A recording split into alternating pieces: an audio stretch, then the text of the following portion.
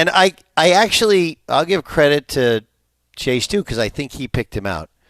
In the teams that are interesting, last year, the most interesting teams for me, Colorado was interesting. Oklahoma was because in the SEC, and I don't think Oklahoma fans have any idea of what they've actually gotten themselves into. But of the top 5 most interesting teams this year, Colorado is, Jay Stu has them number 1. I would say it's a great argument you can make they're one of the top 5. And the reason is you have Coach Prime, but you don't have Travis Hunter, and you don't have Shedeur Sanders, you don't have Shiloh Sanders. Coach Prime, though, he had this is interesting. Let's discuss it. This is from Yahoo. One of the most talked about stories in the college football landscape over the last few years is how much money players are making through NIL. While some argue that players are getting their long-deserved compensation for constantly putting their body on the line for fans' entertainment, others have opined that NIL has reduced competitive balance in the sport. Recently, Colorado head coach Deion Sanders proposed another way to incentivize players by having them paid for both making and winning the college football playoff tournament. I think that's great. I think the NCAA tournament as well. Why not? Why not incentivize winning? I love it. All of these contracts can be incentive-laden. But keep in mind, yes, the school does make more money when they make the NCAA tournament. Not so much money that you're going to get a $500,000 bonus or raise or whatever. And if it was really NIL, yeah, of course, you win a tournament, you should be able to get it because your name, your profile should grow. But there's this other side to it, or maybe 2 other sides to it. First thing is that the pendulum has swung to where it is really, really, really pro player. If a player doesn't like the school, the player can put themselves in the portal. You still have to be liked by another school. We signed a player yesterday. Now, we haven't announced it yet. He's a foreign player.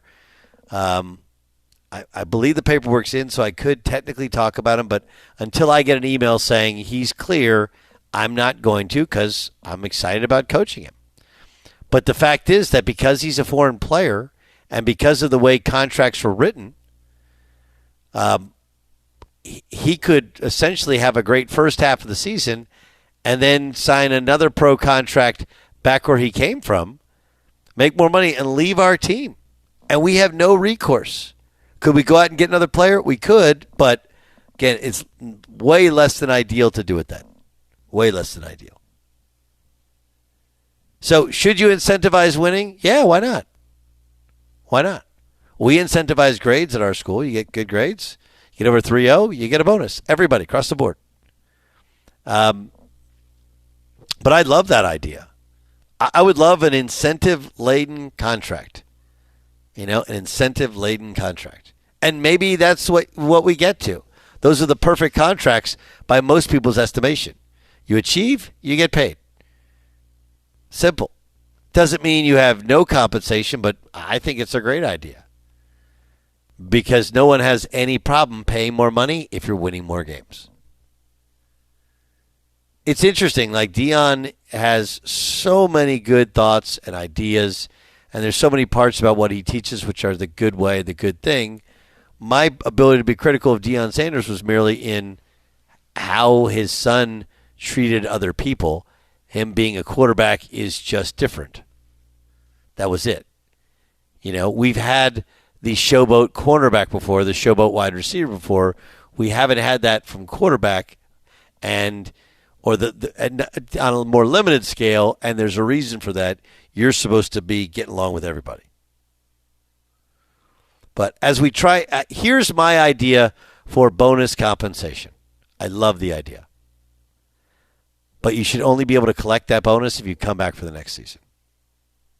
Otherwise, you're using the fact that you won that championship or you won whatever thing that is, and that's going to help you get more money at your next school.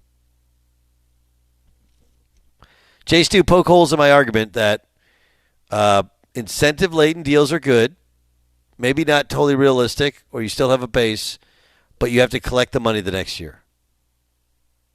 Yeah, so you got to stick around to collect it. I like the idea. I don't know how that falls in the bylaws of this current Wild West, where there doesn't Sure. seem to be any bylaws. And I also think that there's something in there about the money being fungible. Like Deion Sanders says, you should get bonuses. And then your first thought is, well, then all the teams that typically make the playoffs are going to get that much bigger an advantage in recruiting because they could say, we're going to make the playoffs and you'll get this much money. But they already have that advantage, and they already have that advantage financially. true, and money's fungible. In other words, if I'm, I don't know, Texas Tech, and I go to a kid who wants to kind of play near home, you could be like, well, whatever that playoff bonus was that you were going to get at Texas, we'll just make up for it in the next NIL deal, right? Okay. Yeah, I mean, you can do all kinds of bonuses, though. I mean, part of it is, Texas Tech right now, they're spending a ton of money, but wouldn't it be better to spend a bunch of money if you thought you were actually going to win? They're not spending money to lose. I don't know. I think it's a fantastic idea. I think the idea of having bonuses is smart. We have bonuses in, but they're only for academics. I see nothing in having a bonus over wins and losses, because ultimately, if you win, that's the idea of the entire thing. I think that once you get into true performance-based bonuses and minutes and yards and stats, I think that can be really hard because, look, schools will try and save money. They just will. They will.